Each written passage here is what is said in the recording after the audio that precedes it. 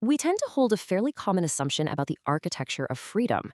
To maximize freedom, a system has to maximize choice. The logic seems flawless, right? More options should naturally yield better outcomes. But watch what happens when we push this premise to its absolute limit. The result is an immediate, stark contradiction that completely defies our expectations of rational design. When a system achieves what should theoretically be its optimal state, offering a maximum array of choices, a really disturbing behavioral consequence emerges. The users operating within this system do not become more satisfied. They don't operate with greater efficiency or precision. Instead, an entirely different reaction takes hold. The system's output just halts. The very act of maximizing the inputs causes the entire operation to lock up. Now, this contradiction hints at an unseen structural constraint, a hidden physical or cognitive boundary that the system has unknowingly crossed. And to understand why providing everything results in producing absolutely nothing, we have to look at the mechanics of routing. Section 1, the illusion of choice. To really grasp what's happening here, let's picture a simple physical system, a mechanical routing switchboard processing objects. Initially, this machine is designed with just a few distinct pathways. This simple architecture ensures fast, efficient routing. The mechanical gears align quickly, the logic is clean, and the objects move smoothly through the system with zero delay. This physical efficiency maps directly to our own psychological model. Moving from zero choices to just a few choices dramatically increases our satisfaction. The system functions beautifully. But as options expand continuously toward infinity, that satisfaction collapses. It devolves into cognitive dissonance and deep regret. The users begin to struggle, constantly weighing unchosen alternatives and doubting if the path they selected was actually the correct one. This breakdown isn't a malfunction. It's a predictable structural phenomena identified by Alvin Toffler back in 1970 as overchoice. Notice the precise mechanism at play here. The advantages of diversity and individualization are literally canceled out by the complexity of the decision-making process itself. You see, the breakdown stems from the sheer complexity of processing the pathways, not the intrinsic value of the choices themselves. Section 2. Escalating system friction. Yet, despite this inevitable breakdown, complex systems are practically hardwired to scale. They continuously add options. Every new addition is driven by a rational local optimization to meet perceived demand. In isolation, each new choice added to the architecture appears entirely logical and beneficial. We can observe this runaway scaling forced upon the consumer in undeniable real-world data. Take the modern supermarket, a classic environment designed for choice architecture. Back in 1950, an average supermarket offered a manageable 65 soap options. By the early 2000s, that number scaled to over 360. The system relentlessly expands, completely unaware of the processing cost it's passing on to the user. Returning to our physical analogy, we can start to see the severe consequence of this expansion. The mechanical switchboard adds more routing pathways to accommodate the new inputs. But to route a single object on one of 360 distinct paths, the machine's internal gears have to constantly switch alignments. It has to check, compare, and recheck an ever-expanding array of possibilities before moving forward. This introduces an escalating, inescapable friction into the architecture. The sheer physical load of this continuous mechanical switching begins to drain the system. The machine requires more and more energy simply to coordinate its own internal logic, leaving progressively less energy to actually output the objects. The system practically begins to consume itself. We can map this mechanical friction directly to our own biological constraints. The prolonged process of choosing acts precisely like that mechanical load. It's a psychobiological friction. It drains the cell's precious regulatory resources, severely depleting the brain's executive function. The energy required just to weigh the options leaves the user fundamentally diminished.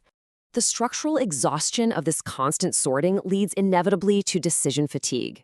As the processing session continues, the quality of decisions measurably deteriorates.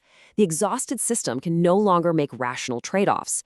So, to compensate for the drained energy, it unconsciously begins to rely on cognitive biases, heuristics, and irrational shortcuts just to keep the machine moving. Section 3. The threshold of paralysis.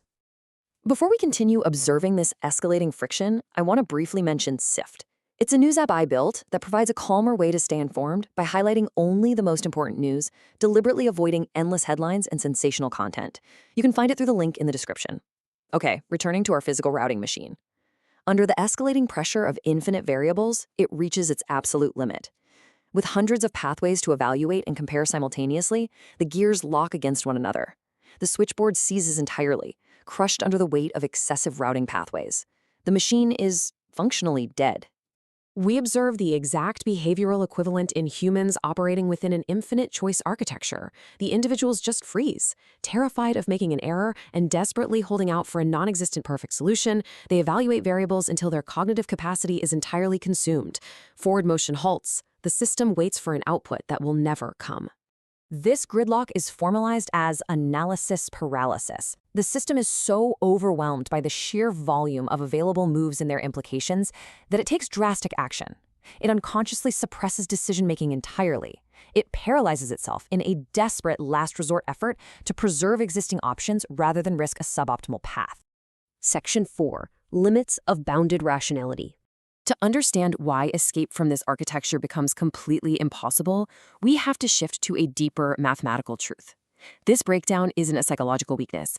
It's not a failure of willpower or a character flaw.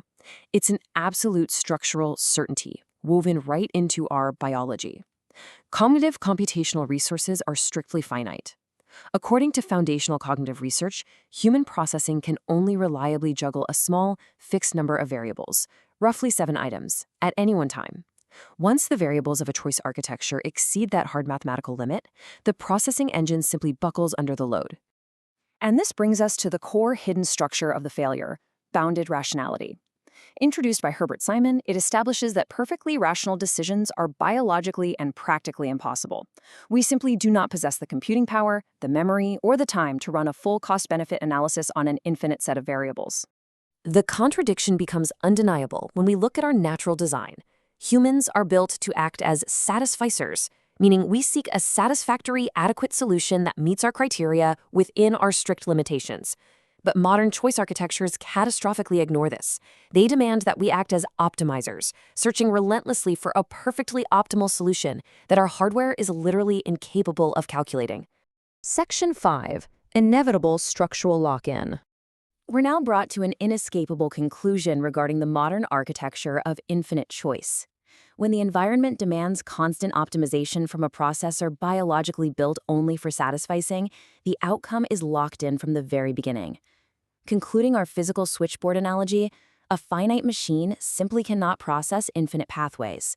The mechanical collapse we observed earlier was an irreversible certainty from the exact moment the number of paths exceeded the machine's processing limits. There was no amount of effort that could have forced those gears to turn. The implication for our own systems is profound.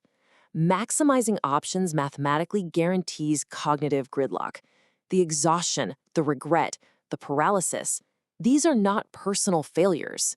They are the mathematical guarantees of a system deliberately designed to maximize options without any regard for cognitive constraints. This cold, precise realization reframes the entire phenomenon of modern burnout and indecision. When a system provides an infinite array of choice, and the individual within it inevitably locks up and ceases to function, the system was never failing. It was following its structure.